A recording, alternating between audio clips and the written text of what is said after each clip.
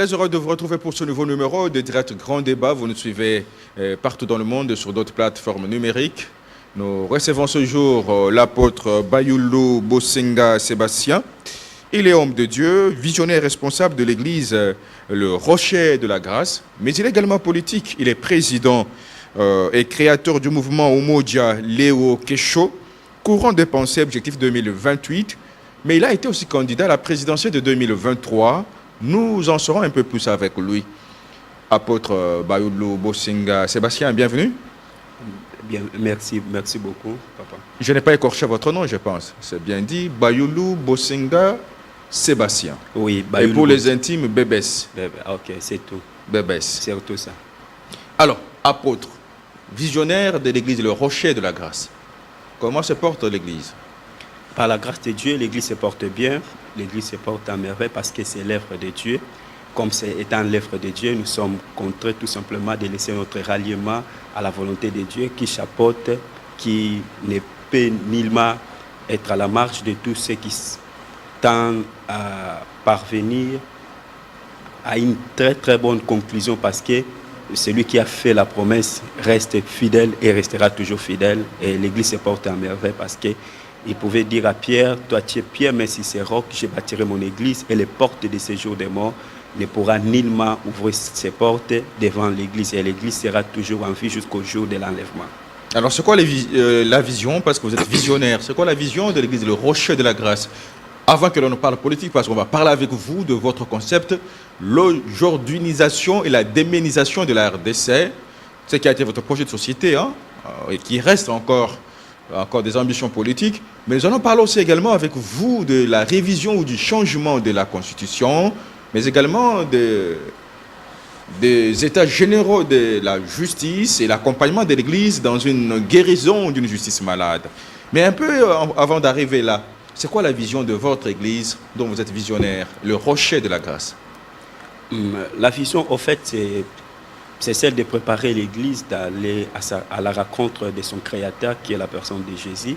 Et nous sommes là pour travailler, main dans la main, avec les autres compositions, c'est-à-dire dans l'optique des 5 ministères, apôtres, prophètes, et évangélistes, pasteurs et docteurs, pour le perfectionnement des saints. C'est-à-dire nous sommes là pour permettre à ce que les autres qui sont l'extension de nous-mêmes et du corps de notre Père, la personne de Jésus-Christ, d'être tous ensemble un jour pour aller à la rencontre de notre époux qui est la personne de Jésus. Alors, maintenant, comment vous expliquez ce pont, l'apôtre Bayulu Bosenga Sébastien, de la religion à la politique? Est-ce qu'il n'y a pas d'interdit lorsque un serviteur de Dieu penche ses pieds dans la politique? Naturellement, il n'y a pas une distance, il n'y a pas aussi les interdits parce que la politique et l'Église ou le chose de Dieu fait partie de la normalité de la vision de Dieu. Parce que Dieu a toujours concilié la politique et la religion. À côté de chaque roi, il y avait toujours un prophète qui était à côté de lui. Daniel était un homme de Dieu aux côtés d'un roi. Donc la politique et la religion marchent toujours de pair. C'est pour cette raison qu'avant de détruire la nation, on détruit d'abord l'Église et puis on détruit la nation ensuite parce que ça marche toujours de pair. Donc la politique et la religion sont des jumeaux ou des jumelles plutôt, si vous voulez.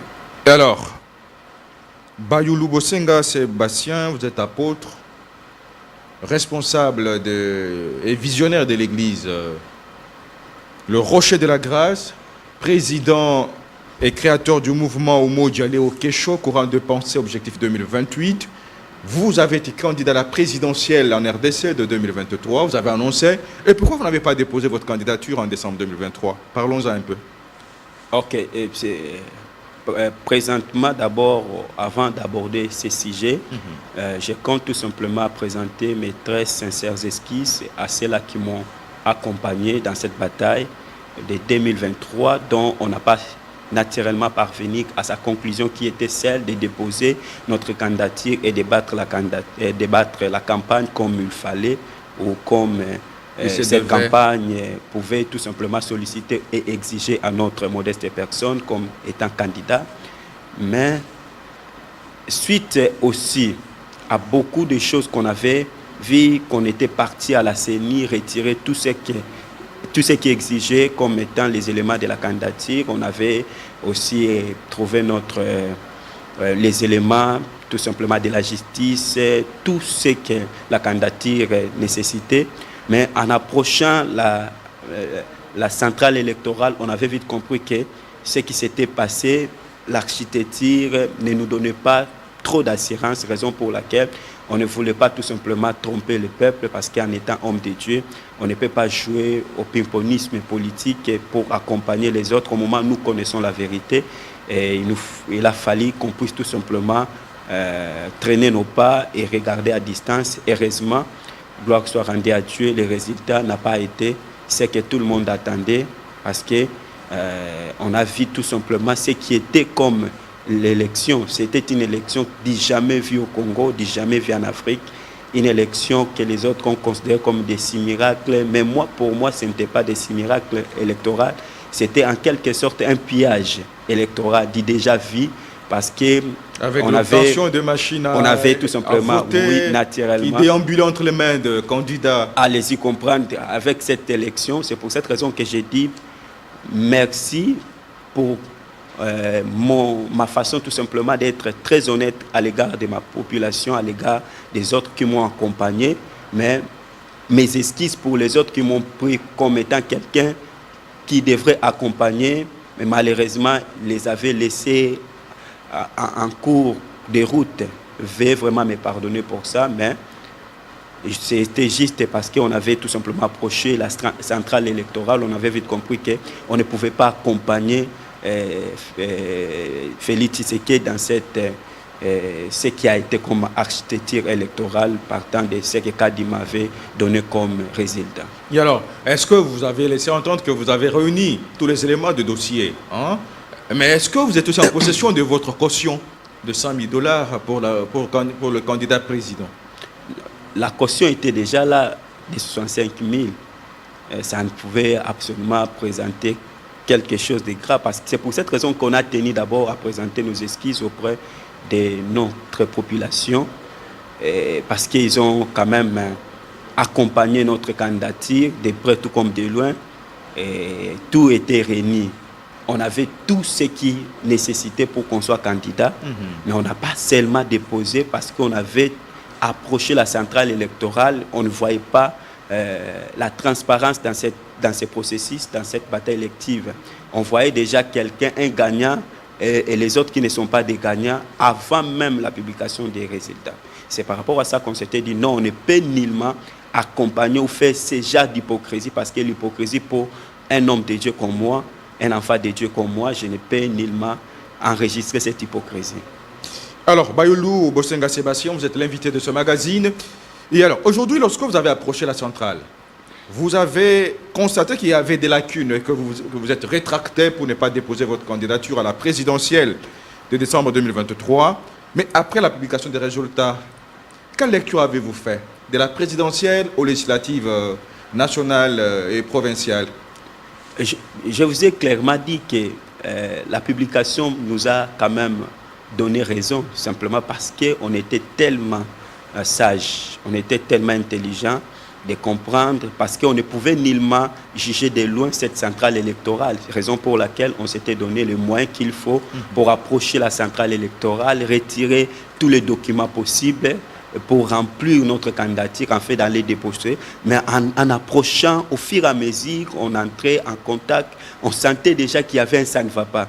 Et il y avait déjà un gagnant qui était connu d'avance, et on s'était dit on ne pouvait nullement accompagner M. Tshisekedi dans ces genres de choses. Et les résultats nous ont encore rassurés en nous disant qu'on avait toujours raison, ou on avait une raison justifiable de ne pas accompagner M.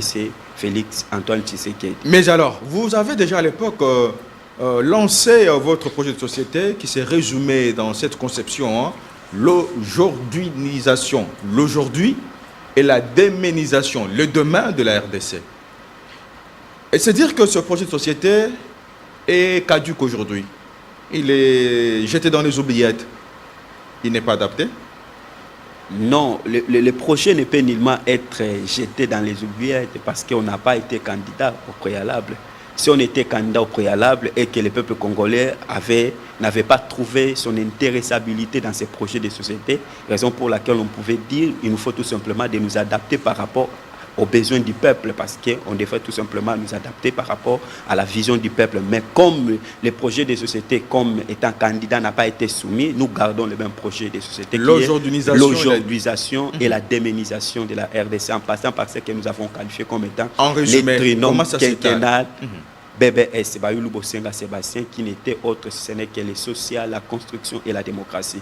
Et nous comptons qu'en 2028, que ces projets tout simplement puissent être soumis à la population congolaise et au peuple congolais. Nous osons croire que lorsqu'on sera tellement en détail par rapport à l'aujourdisation, qui était tout simplement une façon de réduire les écarts qui existent entre nous et les autres États, c'est comme si nous, on est dans l'époque contemporaine, dans le Moyen-Âge, et les autres sont déjà dans les post-modernes.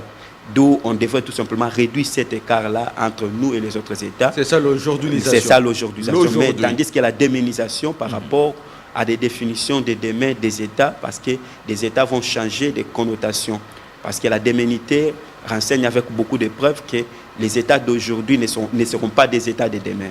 Les États de demain auront plus la connotation des individus que de la communauté, comme c'est le cas aujourd'hui, parce que l'inutilité de l'homme se laisse entendre de plus en plus au jour, parce que demain, il n'y en aura pas un journaliste, il n'y en aura pas un chauffeur, il n'y en aura pas beaucoup de choses. Et la définition de l'État va changer, et par conséquent, que nous aussi, en étant prospectivistes politiques, on a pensé que la déménité, comment la déménité de la RDC sera, et c'est par rapport à ça qu'on avait dit l'aujourdisation et la déménisation, donc nous adapter par rapport aux enjeux et aux défis de demain.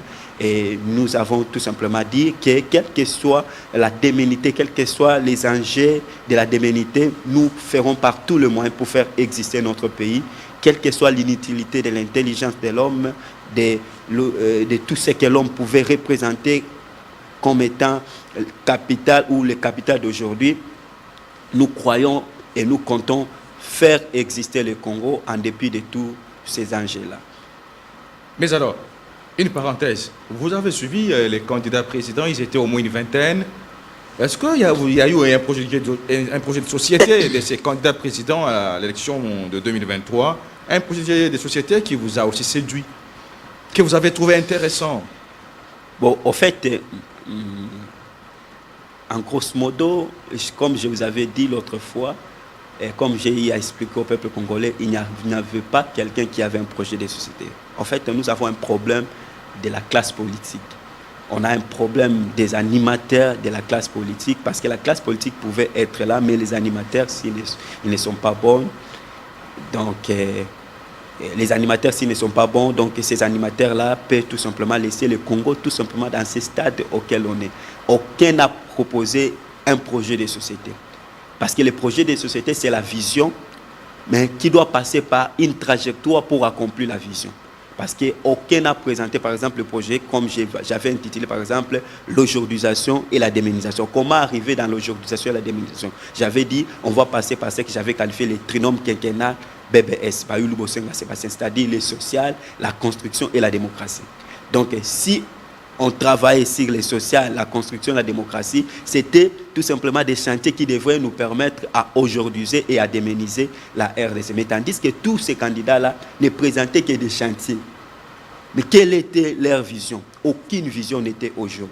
Ils ont eu à présenter les chantiers, les emplois, les ceci, la construction. C'était des chantiers. Or, les chantiers, ce n'est pas la vision qu'un homme politique peut amener les autres à parvenir ou à atteindre. Mais vous avez vu quand même le 20 qui était Félix Tshisekedi, il avait proposé prospérité, sécurité, entre autres, de ces piliers de son projet de société. Ah non, lui, c'est comme s'il y avait tout simplement plusieurs, entre guillemets, si on prenait ça comme étant le projet de société, c'est comme s'il avait plusieurs projets de société. Parce qu'il parlait de la RDC, renaissance, le développement et la crédibilité. Donc, c'est comme s'il avait plusieurs visions. Donc, il y avait un problème de communication, il y avait un problème de projet de société. Si aussi il y avait la prospérité, et les ceci, les cela, donc c'est que lui-même, il a eu à présenter au peuple congolais des projets de société. En passant par quoi? Les emplois, 6 millions d'emplois. Donc c'est absurde. Donc il n'y en avait pas un projet de société. Preuve en est, la plupart des gens se sont présentés dans des bureaux de vote sans pour autant voter les projets de société. Ils ont eu à voter les individus. Malheureusement, en votant les individus, il manque aujourd'hui des routes, de l'électricité, d'eau et tout ce qu'ils sont en train d'en dire. Alors, Bayoulou Bosenga, Sébastien, vous êtes apôtre, vous êtes serviteur de Dieu, vous êtes politique. Et alors, en 2023, vous avez annoncé votre candidature à la présidentielle de 2023 dernier, mais vous n'avez pas déposé, vous justifiez cela du fait que vous avez approché la centrale, vous avez compris qu'il n'y avait pas d'assurance et que tout était déjà fait, tout était déjà conclu au départ pour un seul candidat à la présidentielle qui devait être reconduit, et maintenant tout compte fait. Que comptez-vous faire les 5 années qui viennent? Comptez-vous encore vous relancer à la présidentielle de 2028, si jamais il y aura élection? Oui, c'est ce qu'on est. On est là parce qu'en politique, il ne faut pas perdre les nerfs. Il faut toujours avoir les nerfs solides. Il faut toujours être persévérant parce que si ça ne tient pas aujourd'hui, ça peut tenir demain. Et nous comptons tout simplement d'être candidats en 2028. Nous faisons croire que cette fois-ci, rien ne pourra nous arrêter. Rien ne pourra nous empêcher, et parce que Tshisekedi ne sera pas candidat, donc nous voyons que déjà la centrale électorale de demain ne sera pas au bénéfice des personnes. Donc nous tous, nous serons de nouveaux candidats président de la République, et j'espère que ça sera une très très bonne chose en 2028. Et alors, si vous avez été posé une petite question, une parenthèse qu'on va refermer tout de suite, le président Félix Tshisekedi est reconduit, prêté serment, il gère le pays. Jusqu'à ce jour, quelle analyse faites-vous de la marche de la nation? Bon, quelques mots et puis on passe à l'essentiel. La marche de la nation, si on essaie d'analyser de manière globale, jusqu'à ce jour, nous voyons que le pays va mal. Le pays ne marche pas, rien ne marche. Les sociales ne marchent pas, la sécurité ne marche pas. Tout ce qui constitue l'essentiel d'un État n'est pas au chaud, n'est pas au rendez-vous. Et par conséquent, nous sommes en train tout simplement de proposer au président Félix Tshisekedi, parce que demain il ne sera pas là, peut-être ça sera nous. Lui aussi, il pourra venir à notre aide en nous donnant des conseils. Nous lui proposons tout simplement de réajuster tout simplement sa politique et de réfléchir encore et de proposer de bonnes alternatives, parce que les alternatives mises en place jusqu'à ce jour ne donnent aucunement quoi que ce soit en termes de résultats réels pour permettre à la RDC d'aller de l'avant. En dépit de tout ça, ce n'est pas lui qui perd, c'est la République qui perd. Lui, il est déjà bien, mais c'est le peuple qui souffre. Raison pour laquelle je lui demanderai tout simplement, au nom du peuple, qu'il puisse tout simplement réajuster sa politique, parce que lui ne sera plus pauvre, parce que le peuple est encore pauvre. Il doit tout simplement regarder ça et travailler par rapport à ça. Mais si vous avez été demandé aujourd'hui, parce que vous avez dit, vous demandez au président Félix Tshisekedi de rectifier les tirs. Peut-être que demain, ce sera vous qui serez là, il pourra aussi vous apporter des conseils. Mais aujourd'hui, comment vous jugez cette cohabitation un peu en dents de scie, si pas pratiquement pas, entre l'ancien président Joseph Kabila et l'actuel Félix Tshisekedi? Bon, en fait, nous sommes au début de la démocratie, on a un problème de culture politique. Et nous devons tout simplement, il y a d'autres choses qu'on doit, et ça doit évoluer au fur et à mesure. Mais ce que je pouvais tout simplement demander au président Félix et à l'ancien président Joseph Kabila, c'est tout simplement de placer le Congo au-dessus de leurs égaux. Parce que le Congo est plus que Félix Tshisekedi et plus que Joseph Kabila. Donc nous tous, nous sommes absolument rien, nous ne sommes absolument grand-chose par rapport à la République démocratique du Congo. La République démocratique du Congo et les Congolais doivent être au-dessus de nous tous, et nous devons tout simplement privilégier l'intérêt de la République démocratique du Congo, c'est-à-dire des Congolais de manière globale. Alors, vous êtes apparemment rassuré que le président Félix Tshisekedi ne se représentera pas en 2028. Qu'est-ce qui vous rassure? Donc, ça, même si quelqu'un n'était pas congolais, il peut tout simplement être rassuré qu'au Congo, désormais, on fait qu'un mandat une fois renouvelable. On n'a qu'un mandat une fois renouvelable. Donc nous savons déjà que Tshisekedi ou le président Tshisekedi ne sera plus candidat en 2028 et il sera en retraite, il va commencer à nous conseiller. Peut-être que ça sera moi ou quelqu'un d'autre. Il sera aussi un nouveau sénateur à vie. Il sera un nouveau sénateur à vie et nous croyons que ça sera une très bonne chose pour notre pays en lui voyant comme sénateur à vie en 2028. Alors, que pensez-vous aujourd'hui de ces débats? Révision ou changement de la Constitution? La révision et le changement de la Constitution, d'abord, vous savez, les mots, lorsqu'on pose les mots d'abord posent un sérieux problème parce que les mots ont plusieurs connotations, ont plusieurs définitions parce que la révision, les changements de la Constitution, lorsque on les dialectise par rapport en politique ou en sciences politiques, ou on les dialectise par rapport à tous ceux-là qui ont fait le droit, les ceci, les cela, ont plusieurs connotations. Alors présentement, je ne trouve pas l'importance de parler de la révision et des changements de la Constitution. Pourquoi? Parce que la Constitution elle-même, par définition, au-delà d'être une loi fondamentale d'un État, une loi maîtresse, une fondation, c'est la morphologie politique, émotionnelle des termes et des dynamismes d'une communauté, d'une structure, d'un peuple qui habite dans un territoire. Et lorsque nous analysons de manière approfondie la Constitution actuelle, vous trouverez que cette Constitution a la morphologie politique de l'homme politique. Dans le sens où que cette Constitution, partant de l'architecture du pouvoir, a essayé tout simplement à élargir le plus large possible les champs du pouvoir aux hommes congolais. Parce que, en réalité, messieurs les journalistes, l'homme congolais, de par son histoire, il n'aime pas faire l'opposition. Si nous partons de l'accession à l'indépendance jusqu'à ce jour, vous trouverez que Moïse Tshombe, il avait créé la sécession katangaise. Mais lorsque vous analysez de près, il n'y en avait pas la motivation qui pouvait faire de cette sécession comme étant une revendication réelle, mais c'était tout simplement une revendication en termes de positionnement politique. Donc, lorsqu'on a fait appel à lui, à sa personne, après la mort de Lumumba, vous le voyez comme étant Premier ministre de Kassavou. Il a eu à travailler ici à Kinshasa et la problématique de la sécession n'était plus au jour. Si c'était une revendication, il ne pouvait tout simplement laisser entendre d'autres préoccupations si ce n'est que celle-là. Donc c'est un problème de positionnement. Donc déjà à partir de 1960. Donc on quitte 1960, on touche à l'histoire avec les 13 parlementaires. Lorsque vous analysez de près les 13 parlementaires, son histoire, ce n'était pas en réalité de l'opposition proprement dite, c'était des syndicalismes dans les terminologies politologiques réelles. Pourquoi? Parce qu'il y avait un conflit qui était entre les commissaires d'État et les commissaires du peuple. C'est grâce à ces conflits-là que le fait Maréchal Mobutu, il avait vite dit non, j'ai une main mise sur le commissaire d'État, mais sur le commissaire du peuple. Donc c'est comme s'il y a une portion de pouvoir qui cherche à s'échapper de ma personne, d'où je dois mettre un terme par rapport au commissaire du peuple. Et la lettre des 13 parlementaires, en réalité, n'était pas une revendication du peuple congolais, c'était les revendications par rapport à leur positionnement.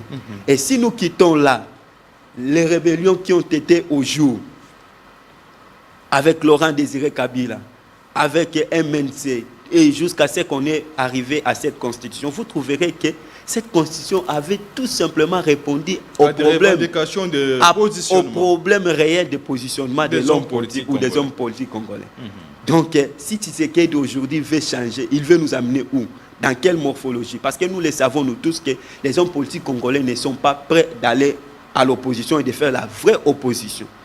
Parce que lorsque vous analysez même l'architecture du gouvernement, vous regardez, c'est comme s'il y a des gens de l'opposition qui sont dans le gouvernement, mais qui se disent qu'ils sont dans l'opposition. Lorsque vous analysez, par exemple, le discours de Mouzitou, vous trouvez que c'est un discours de quelqu'un qui fait partie du gouvernement. Et lorsque vous analysez, par exemple, de près, par exemple, les poids politiques des ministres de la communication par rapport à tout ce qui compose l'Union sacrée, est-ce qu'ils pouvaient être face à Mende, un porte-parole du gouvernement? Donc vous analysez de près par rapport à sa force politique. Qu'est-ce qui fait sa force politique pour maintenir par exemple une telle fonction?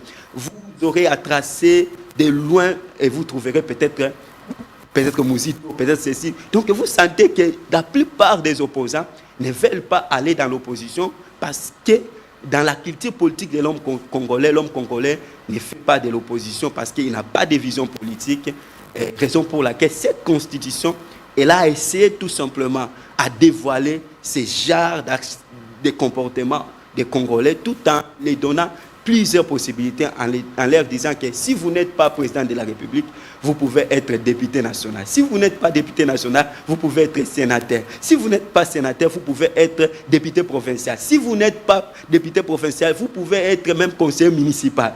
Donc, justement pour satisfaire aux égos des uns et des autres. Oui. Donc imaginez-vous actuellement si il nous arrivait à perdre cette constitution.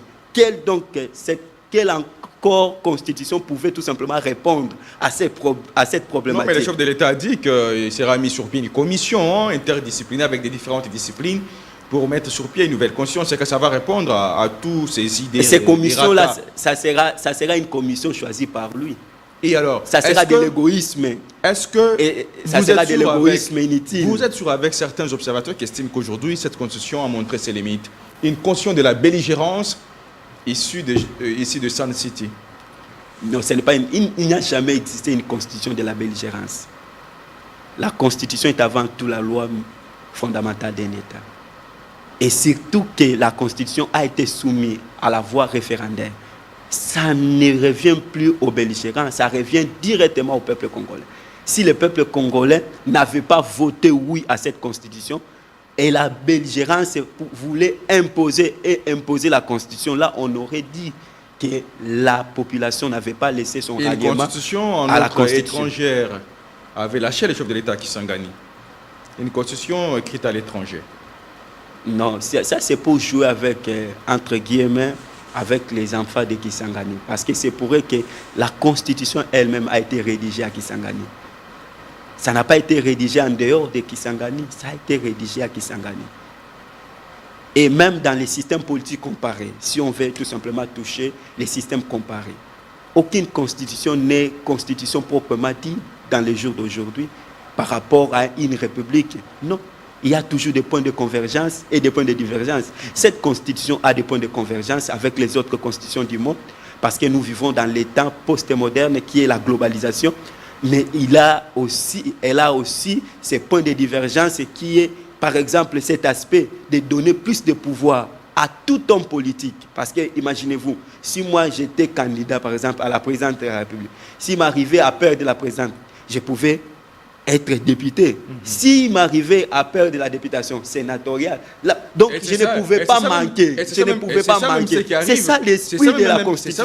C'est ça même ça qui arrive à l'homme politique congolais. Oui. On postule triplement. On est candidat président, candidat député national, candidat député provincial. Oui, naturellement, parce qu'on n'a jamais compris la démocratie dans le sens propre d'aller à l'opposition. Parce que les syndicalismes des 13 parlementaires ont fait quand même en disant que on ne peut pas aller à l'opposition, on doit tout simplement revendiquer nos postes. C'est pour cette raison qu'avec les syndicalismes-là, Mobutu ne serait pas parti. Il a fallu qu'il y ait un Laurent Désiré Kabila avec une nouvelle option pour qu'il parte. Vous voyez? Donc c'est ça en fait l'homme politique congolais. Et cette constitution avait naturellement répondu à cette réalité.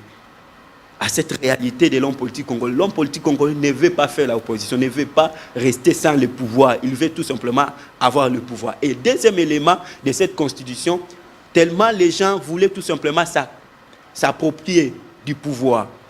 C'est pour cette raison que la constitution en question a essayé tout simplement à limiter, à recadrer le pouvoir. De telle enseigne que la loi fondamentale de 1958 avait créé tout simplement des confusions.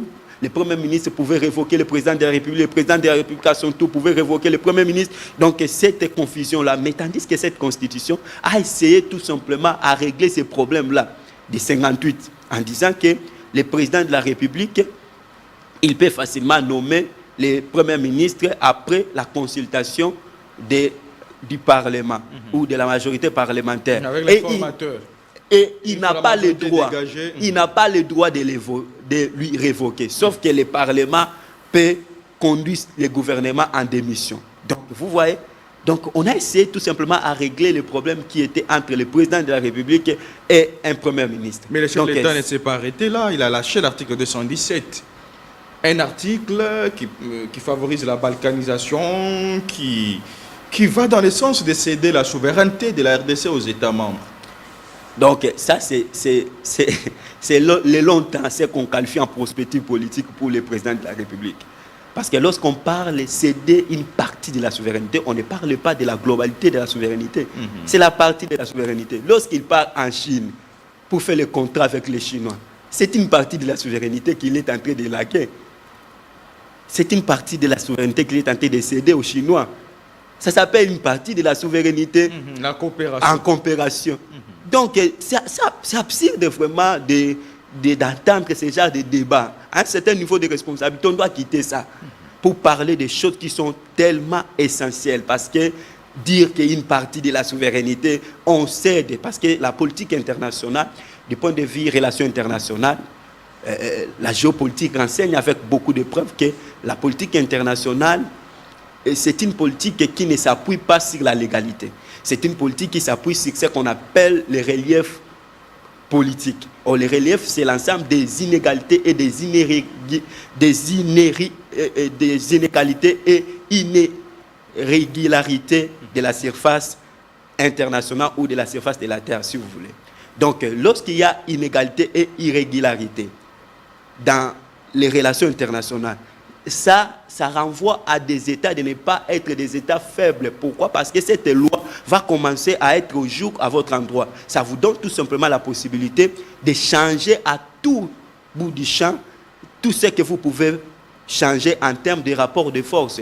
C'est pour cette raison que les États en relations internationales, ils ne se comportent pas en amis, mais se comportent tout simplement en intérêt et de force, parce que la légalité, ça n'existe pas, parce qu'il y a inégalité et irrégularité de la relation internationale. Par exemple, nous et les États-Unis d'Amérique, lorsqu'on cherche à négocier, on n'a pas le même poids politique, on n'a pas le même poids de puissance, et ils sont supérieurs, et nous sommes inférieurs. Ce que nous demandons, et ils peuvent nous donner, mais ce qu'ils demandent, est-ce qu'on peut les donner? Donc ils peuvent eux-mêmes choisir ce qu'ils veulent.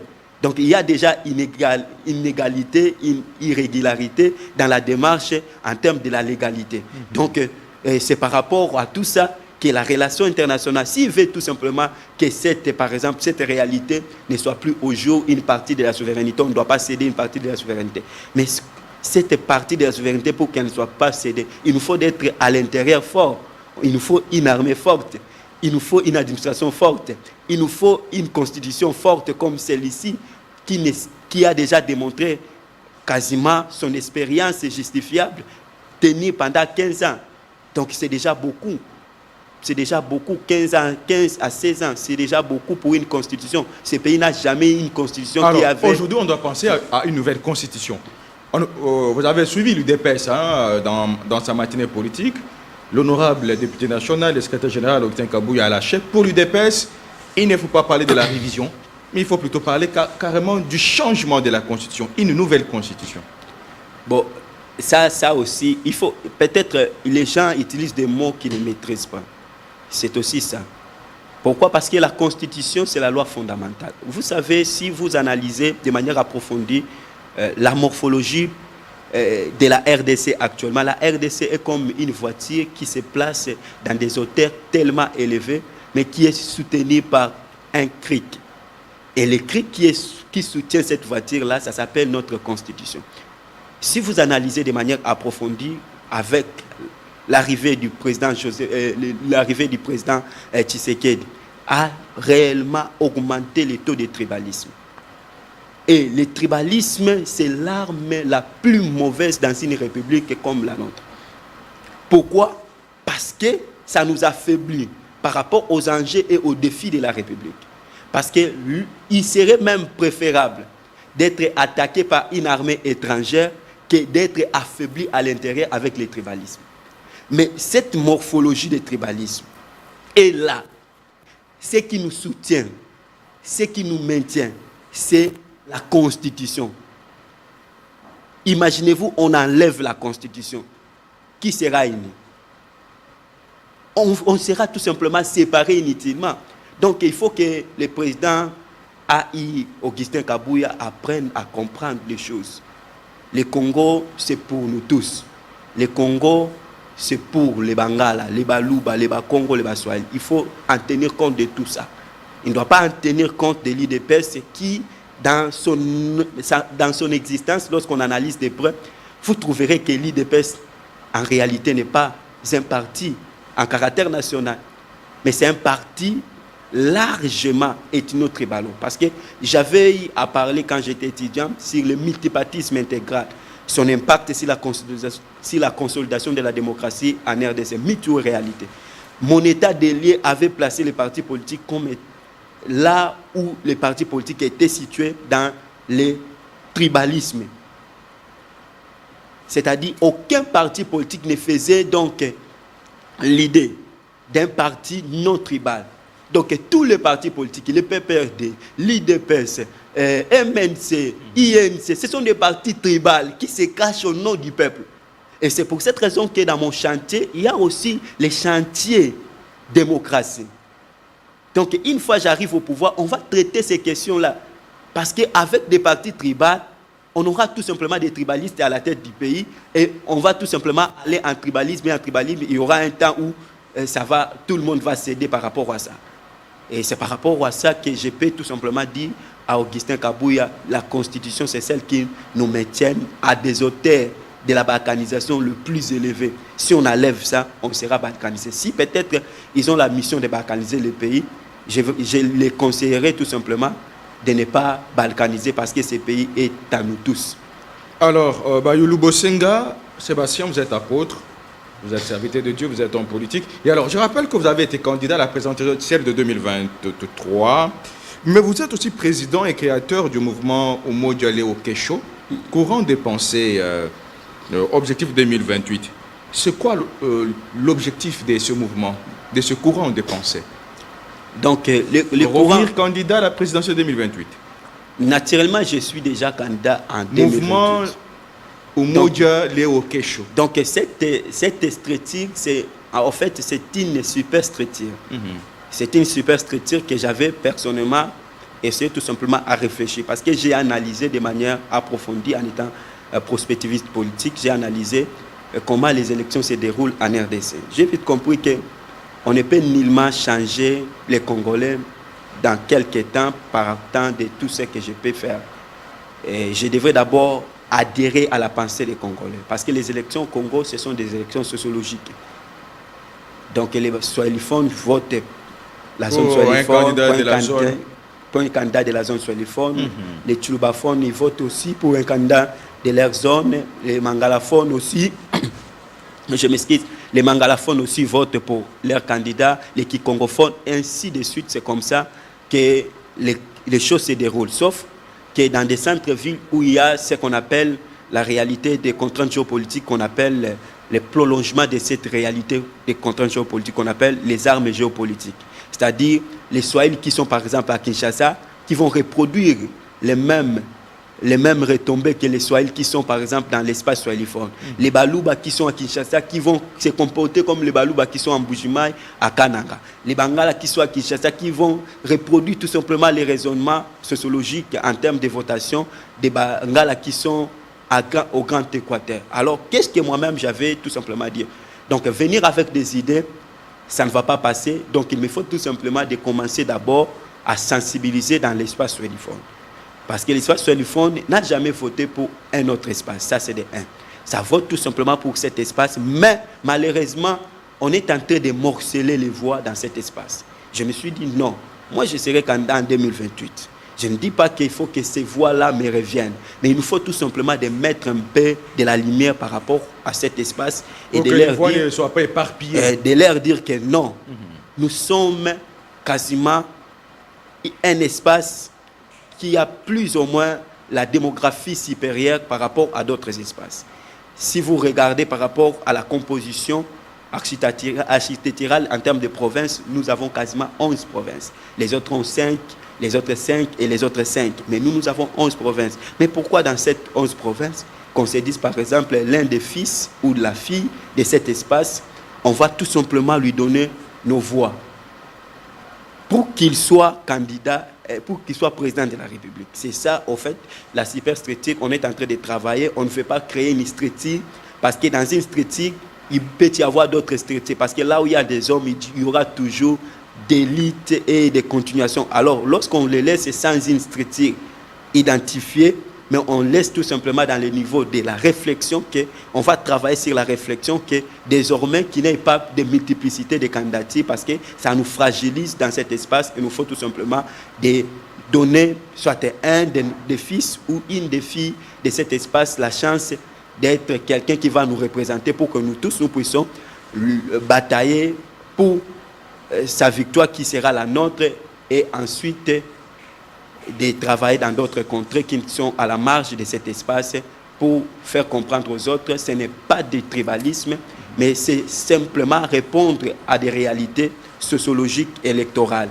Donc ce n'est pas une question d'aller prier dans l'église d'un Moussoaïli, d'un MCC, non, ou d'acheter, non. Nous tous, nous sommes des Congolais, nous sommes un et indivisibles, mais en matière sociologique et électorale, qu'on voulait tout simplement recadrer et réorienter le voie pour que l'un de nous puisse bénéficier de ces voix, pour qu'il soit toujours en tête de la République démocratique du Congo. Et vous êtes déjà l'objectif 2028. Vous êtes déjà candidat en 2028, candidat président? Naturellement. Et alors, nous allons devoir nous séparer avec vous. Apôtre Bayulu Bosenga Sébastien, les états généraux de la justice ont vécu, une justice qualifiée par le chef de l'État étant malade. Comment l'Église peut-elle accompagner cette justice à sa guérison? 2 minutes pour nous séparer d'avec vous. Donc, la justice d'abord n'est pas malade. Parce que la thématique, quand elle est mal abordée, on va déboucher à des mauvaises conclusions. Si les prémices sont mauvaises, la conclusion sera mauvaise. Donc, la justice n'est pas malade, ce sont les animateurs de la justice qui sont malades. Alors, qu'est-ce qu'il faut? Il faut par tous les moyens que les animateurs de la justice puissent repenser leur démarche. Il faut tout simplement travailler les hommes qui animent la justice, parce que la justice ne tombera jamais malade, parce qu'il y a des bonnes lois, mais qui ne sont pas appliquées en République démocratique du Congo. En fait, c'est ça ma petite conclusion. Et comment l'Église compte-t-elle accompagner l'Église dans cette démarche des animateurs qui doivent être guéris pour une justice guérie? C'est pour cette raison que nous, en étant des pasteurs, il nous faut tout simplement de quitter d'être des pasteurs des individus, mais d'être les pasteurs de Dieu qui éclairent les individus. Parce que si Dieu reste en tête, il nous oriente comment orienter les individus, ça sera une très très bonne chose pour nous. Merci d'être venu, apôtre Bayulu Bosenga Sébastien. Merci, papa journaliste. Je rappelle que vous êtes responsable et visionnaire de l'église Le Rocher de la Grâce. Vous êtes président et créateur du mouvement Oumo Djalé au Kécho, courant des pensées objectif 2028. Et vous avez été candidat à la présidentielle de 2023 en RDC. Merci d'avoir répondu à notre invitation. Merci, papa. C'est la fin de ce magazine Diat Grand Débat. Le prochain invité, c'est vous. À chacun et à vous tous, excellente suite de nos programmes.